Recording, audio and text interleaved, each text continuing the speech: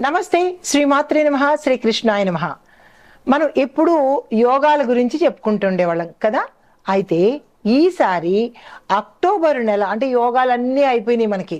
ఇంకా అక్టోబర్ నెలలో మాస ఫలితాలు అనగా మనకి అక్టోబర్ నెలలో మేషాది ద్వాదశ రాశుల వారికి ఎలా ఉండబోతోంది అనే అంశంలో ఈ యొక్క మాస ఫలితాలు, గ్రహస్థితులు మేషాది ద్వాదశ రాశుల వారికి ఎలా ఉండబోతోంది అనే అంశంలో ముందుగా అక్టోబర్ 1వ తారీఖు నుంచి అక్టోబర్ 31 వరకు 2025 సంవత్సరం మొత్తం ఈ నెల భాగంలో మనకి ఎలా ఉంటుంది, గ్రహస్థితులు ఏమిటి అనేది చూసినట్టయితే ముందుగా సూర్యుడు కన్యా రాశిలో తులా అంటే కన్య నుంచి తులాలోకి అక్టోబర్ 17న ప్రతి నెల మనకు వచ్చే సంక్రాంతి ఉంటుంది కదా, మాస సంక్రాంతి, ఆ సమయంలో ట్రాన్స్ఫర్ అవుతున్నాడు.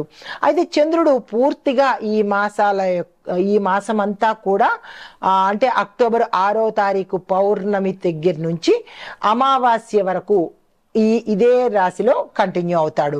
కుజుడు కర్కాటకంలోను, బుధుడు కన్యా నుంచి తులలోకి అక్టోబర్ 10వ తారీఖున ట్రాన్సిట్ అవుతాడు.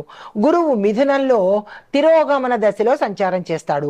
శని భగవానుడు కుంభంలో తిరోగమన దశలో కొనసాగుతూనే ఉన్నాడు. శుక్రుడు సింహంలోను, రాహు మేషంలోను, కేతు తులాలో సంచారం చేస్తున్నారు. అయితే ఈ సంచార ఫలితము మనకి రాసుల వారీగా ఎలా ఉండబోతోంది అంటే కనుక ముందుగా మేషరాశి వారికి చూసుకున్నట్టయితే విద్యార్థులకు పోటీ పరీక్షల్లో కష్టపడితే విజయం సాధిస్తారు. ఐటీ కోర్సుల్లో కొత్త అవకాశాలు వచ్చేటట్టుగా గోచరిస్తోంది. ఉద్యోగస్తులకు చూసుకున్నట్టయితే కనుక ప్రభుత్వ, ప్రైవేటు, ఐటీ రంగము ఈ ముగ్గురులోనూ పదోన్నతులు కొంచెం ఆలస్యంగా రావడము, సహచరులతో విభేదాలు వచ్చే అవకాశం కనబడుతోంది. జాగ్రత్తగా మిసిలే ప్రయత్నం చేసుకోండి. వ్యాపారస్తులకు చూసుకున్నట్టయితే కనుక కొంత పెట్టుబడుల విషయంలో జాగ్రత్తగా ప్రవర్తించడము, తర్వాత భాగస్వామ్య విషయాలలో కూడా ట్రాన్స్పరెన్సీ అంటే పారదర్శకత ఎక్కువగా పెట్టుకోవాలి. ఒకసారి కూర్చుని మాట్లాడుకోవడం, ఇబ్బందులు కలగడము ఇలాంటివి జరిగే అవకాశం వచ్చినప్పుడు ఏదైనా మీ పార్ట్నర్స్ మీరు కలిసి మాట్లాడుకుని సమస్యల్ని పరిష్కారం చేసుకోవాలి. ఇంకా ఐటీ రంగంలో చూసినట్టయితే కనుక కొత్త ఇవి అంటే అవకాశాలు వచ్చే దిశ కనబడుతోంది.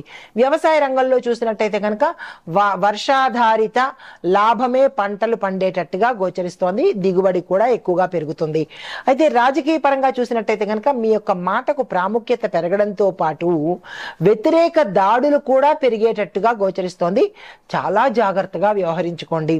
అయితే కుటుంబ ఆరోగ్య పరిస్థితి రెండూ చూసినట్టయితే కనుక కుటుంబంలో అభిప్రాయ భేదాలు రావడంతో పాటు కొంత ఇబ్బందికరమైన వాతావరణము, మాట రావడము, గొడవలు జరగడము ఇలాంటివి జరిగే అవకాశాలు కనబడుతోంది. కుటుంబ పెద్ద సంయమనం పాటించే ప్రయత్నం చేయండి. అయితే ఆరోగ్యపరంగా చూసుకున్నట్టయితే కనుక రక్తపోటు, తలనొప్పికి సంబంధించి ఇబ్బందులు తలెత్తే అవకాశం కనబడుతోంది. అయితే మీకు పరిహారంగా మంగళవారం రోజు హనుమంతుడి ఆలయ దర్శనం చేసుకున్నట్టయితే కనుక మంచి జరిగే అవకాశం కనబడుతోంది. మీ పేరిట తులసి మొక్కని మీ ఇంట్లో కానీ లేదా ఆలయంలో కానీ మీ చేత్తో మీరు నాటే ప్రయత్నం చేసినట్టయితే కొంత సానుకూలంగా ఉండే అవకాశం కనబడుతోంది. నమస్తే.